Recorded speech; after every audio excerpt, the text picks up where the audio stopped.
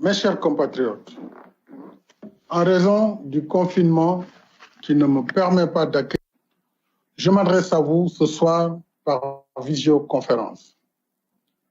3 mois après la proclamation de l'état d'urgence, le 23 mars 2020, je souhaite vous entretenir du chemin parcouru et de nos perspectives dans notre lutte contre la pandémie à coronavirus COVID-19.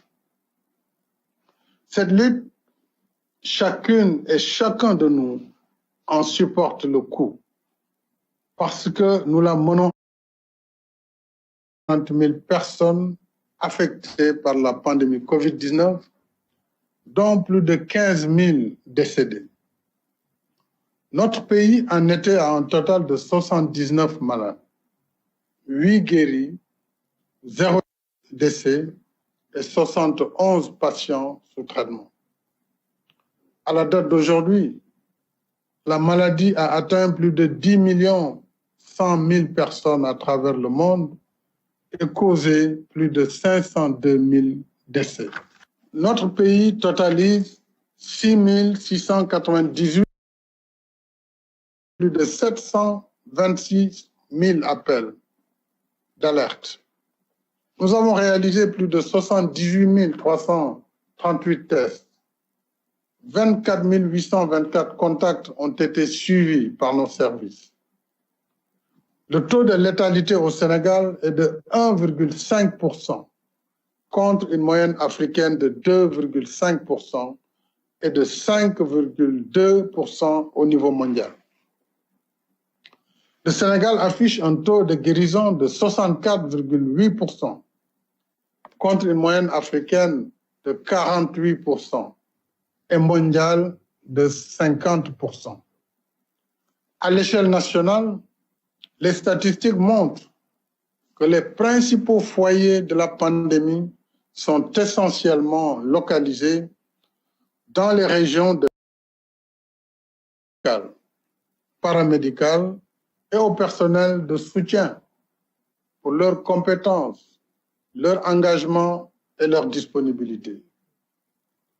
Je réitère nos remerciements aux autres services de l'État mobilisés dans la riposte, à notre dynamique et dévouée administration territoriale et à nos vaillantes forces de défense et de sécurité déployées dans le cadre de l'état d'urgence.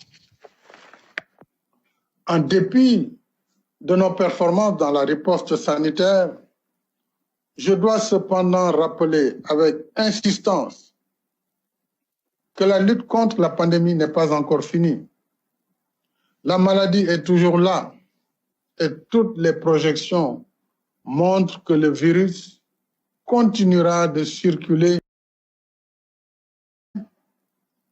Respecter la distanciation physique, éviter les rassemblements non nécessaires, limiter les déplacements et porter correctement le masque. Il est établi que le port du masque réduit considérablement la circulation du virus.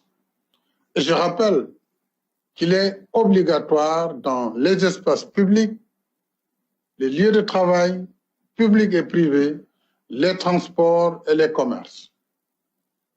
Dans ce front uni que nous menons contre ce terrible fléau, le port du masque est à la fois une mesure de protection de soi-même et de son prochain, mais aussi un acte de civisme et un engagement patriotique vis-à-vis de la nation.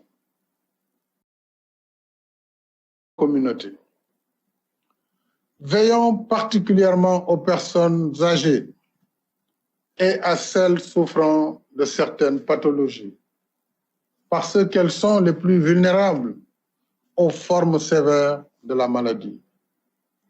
J'appelle une fois de plus à ne pas stigmatiser les malades de la COVID-19. Un malade mérite compassion, pas la stigmatisation. Stigmatiser un malade, c'est ajouter de la souffrance à la souffrance. C'est faire offense aux valeurs socio-culturelles et religieuses qui nous enseignent de traiter les autres comme nous voudrions être traités et de ne pas faire aux autres ce que nous ne voudrions pas. Force Covid-19, dotée de 1 000 milliards de francs CFA pour financer le programme de résilience économique et sociale. Ce programme qui vise à renforcer nos systèmes de santé et soutenir nos ménages, notre diaspora, nos entreprises et les salariés est en cours d'exécution. Sur la composante santé, le programme nous a permis de dérouler sans tarder notre stratégie de riposte à la pandémie par l'achat massif d'équipements et de produits médicaux, le relèvement substantiel du plateau sanitaire existant, l'aménagement et l'équipement de nouvelles structures de traitement des épidémies, soit